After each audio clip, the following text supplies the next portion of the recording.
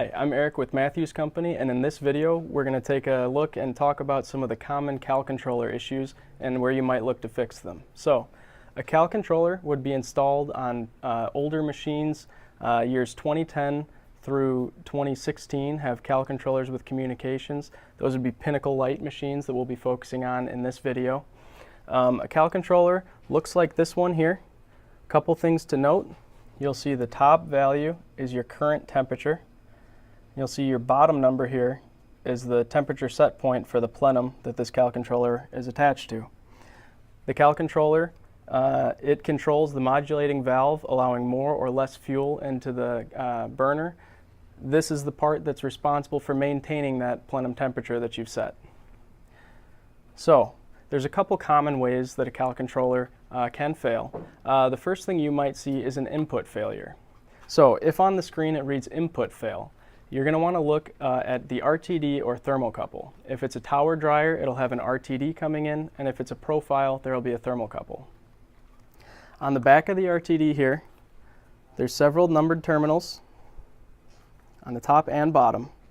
They're a little difficult to access while it's inside the cabinet, so you may need to remove the CAL controller from the box. But the first thing you want to do with an input fail is verify that any RTD or thermocouple wires are well seated in the back of the CAL controller. If there's any shaky wires, it's not going to have a good signal. If everything's seated properly, the next thing you can do is detach the wires of the RTD or thermocouple and test that that component hasn't failed. So to test an RTD, you can check what the resistance is across dissimilar colors. You should see about 100 ohms. If you see much more than that, the RTD has failed. And on a thermocouple, you should have continuity across the two wires. If you don't have continuity, the thermocouple has failed. So after those tests have been done, you can reseat the wires into the CAL controller. If you still have an input fail, you can try pushing on the CAL controller to make sure that it's seated all the way inside the housing. Another common problem with the CAL controller is a data fail.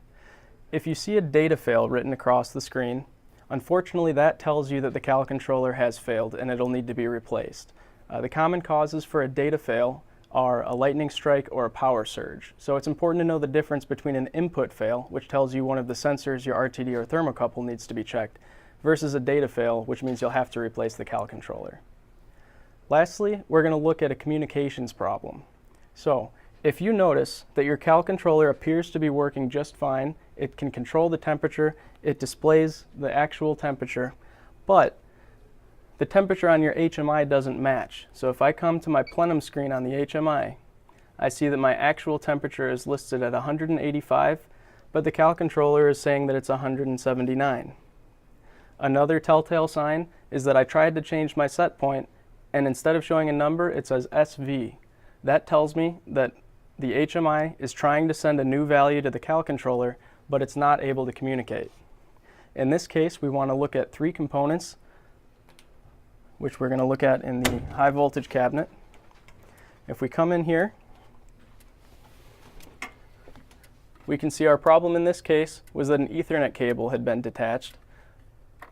If I plug that back in, we'll notice that communications will come back. Momentarily, the SV went away and now shows my set point, and the actual temperature correctly shows what the CAL controller is reading.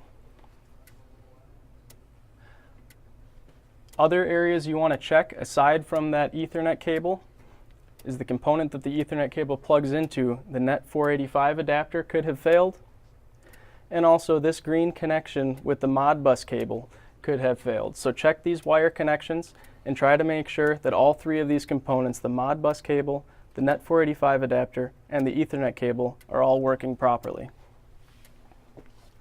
That covers a few of the common issues you may have with a CAL controller. I hope it's been helpful, and we'll see you in the next video.